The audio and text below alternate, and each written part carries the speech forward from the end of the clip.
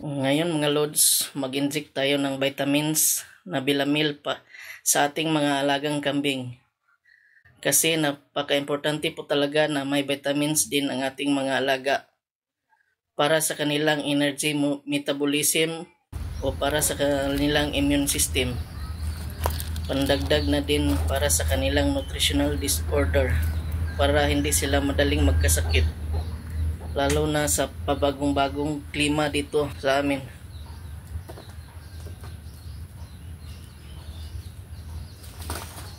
Ini-inject natin dito via IM o intramuscular injection. Sa hita lang talaga ako nag-inject dahil ito rin kasi ang nakasanayan ko, mas magaan lang para sa akin mag-isa.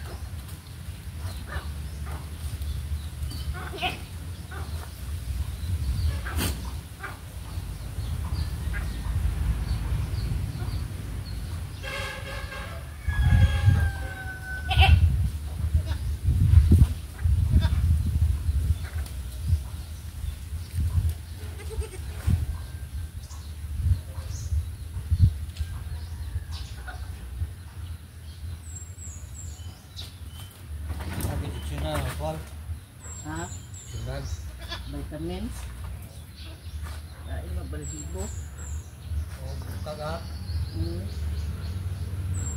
Simula po talaga nang mag-alaga ako ng kambing, itong Bilamil B-complex o vitamin EDA lang talaga ang pinaka-recommended ko na vitamins na mabibili lang natin dito over the counter, na pwedeng by ml lang ang bilhin mo.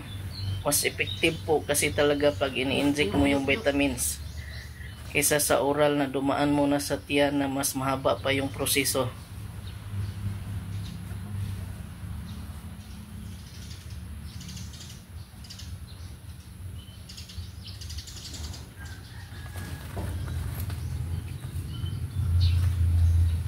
Ang dosage lang na ginagamit ko is kapag ang inahin na kambing is bali 1 ml to 2 ml lang.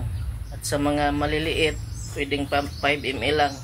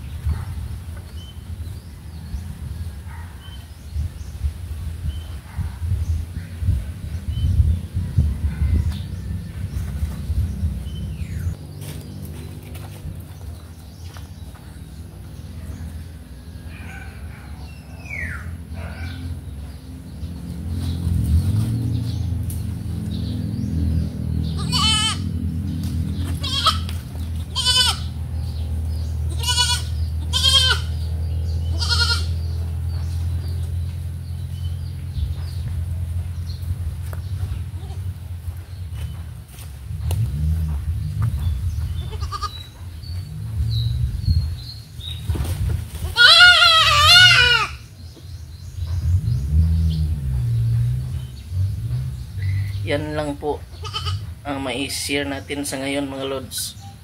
Maraming salamat po. Okay na mga lods.